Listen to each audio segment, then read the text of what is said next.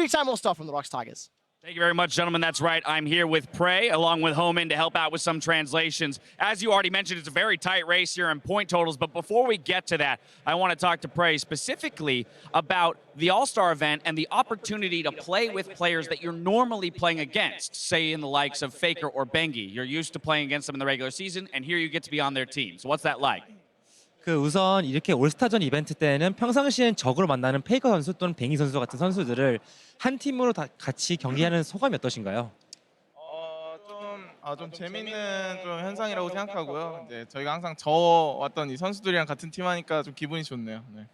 I think it's really fun, especially play against players who we usually lose against, like Faker and Bengi. So overall, I think it's a really great experience playing with those players at the same team. All right, now with that, we mentioned how close the point totals are. Of course, it's only the first day, but 200 points in the lead, over 150 for Fire. My question to you is, have you guys discussed what you think it'll take as a full team, Team Fire, to come away with an all-star victory this week?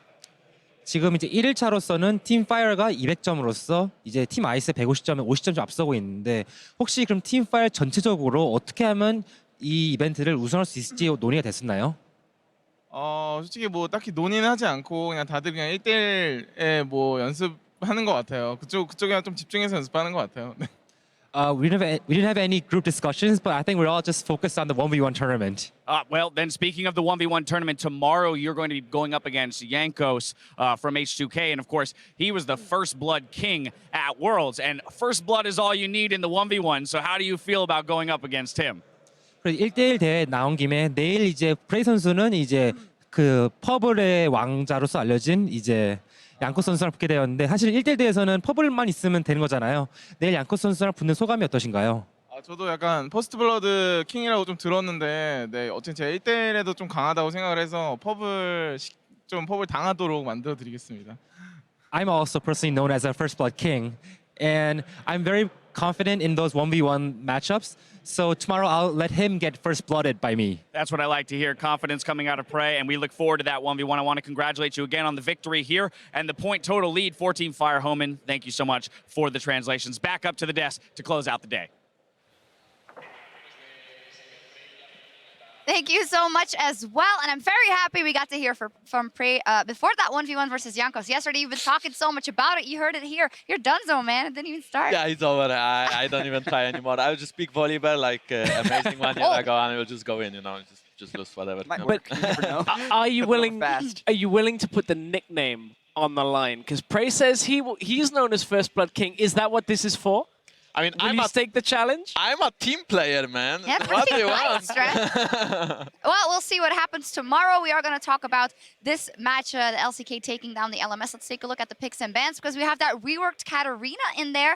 Talk to me about the team compositions. Obviously, good synergy with the Bard. How do you think they drafted the LMS? Well, when you look at how the LMS draft, I mean, it became apparent later on into the game, you kind of have this 2- or 3-man roaming pack where, you know, Casa and Maple kind of stick together, and sometimes it's Ziv. And the idea is Lee Sin puts the damage down, Cat cleans it up. But this is kind of why we've seen Courage of the Colossus be so good, is when you can't kill any targets that aren't the AD carry, suddenly you run out of a lot of options on the map. So, you know, there is a way for this draft to work, and we started seeing it, but it's very difficult to pull off. Yeah, I mean, I feel like unless the Katarina snowballs super hard in the mid game, that composition is not going to work, because if you just look at what Korea's put together there, it's just this behemoth of a team fighting composition, and they also don't have a really weak side lane that's going to get 4-1 or 1-3-1. So really, they knew the game was going to come down to team fighting. They were never really in danger of losing, and then eventually Faker got Lich Bane and killed everyone. Wow, okay, good to make the breakdown really straightforward. No, I do want to talk about the Nautilus. We saw it in the top lane a lot of times already, and now the support, that is something we have seen in the past. How good do you think it is in all the regular lane matchup, or how good do you think it is then as the game progresses, which is what's seen? Well, I do believe that Nautilus is only good because of the Colossus mastery. So if he doesn't lose the lane hard, then that makes him a strong pick. Also, in this certain team comps, I think Nautilus was like perfect pick against Katarina. That's why they sent him bot lane. And then, you know, all he had to do is just press R in a team fight. And then no matter what else he did, it just didn't have an impact, you know, like all he had to do basically is one skill, you know.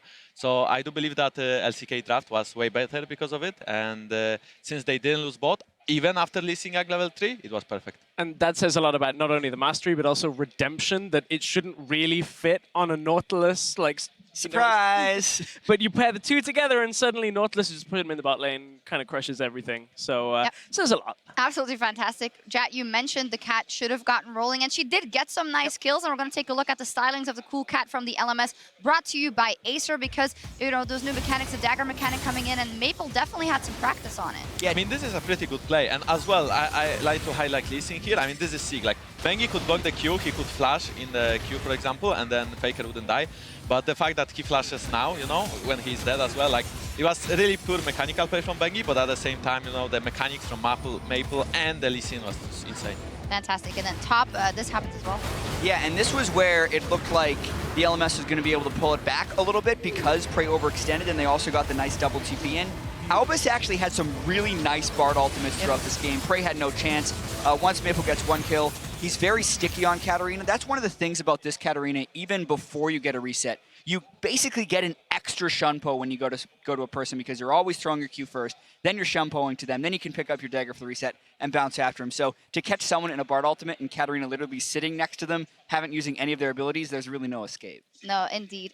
Shout out to Vedi, by the way. Vedius, he loves Katarina. He was really, you were there. He was really sad it didn't get picked at IWCA, so this one's for Vedi. I'm sure we told Maple to do it. Yeah, I'm sure that's how that went. We went to Maple, told him the Vedius. Maple and Vedius, they go way back. Yeah, they they're just like... watched it.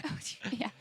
I mean, I just believe Katarina is super OP, so I'm surprised that it got picked right now. But in solo queue, it gives me heavy headache. So,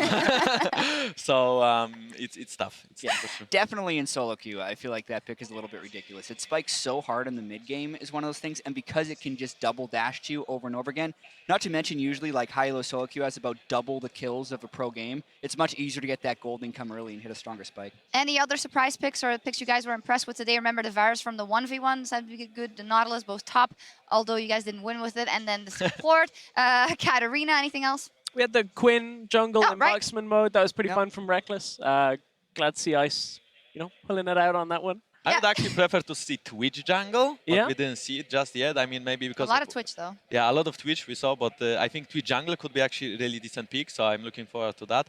And then I would like someone to pull off Nocturne, maybe even me. I do believe that champ has potential. You've now actually talked about 3 picks that I feel like I'm so excited about Katarina and Twitch Jungle and Nocturne. The Here thing is, we're going to get to see those champs in the fun modes. I'm not sure if we'll see them on SR, right? Like Nocturne, I think, should be in assassin mode for the most part. Super good. Personally, I'm disappointed no one played Ivern. They had opportunities to, and it wasn't actually banned that much. Like, True that. there's a lot of champions that are really OP, so we'll see what happens. We will see, but let's take a look at our standings following the first day of mayhem here in Barcelona between Team Fire and Team Ice.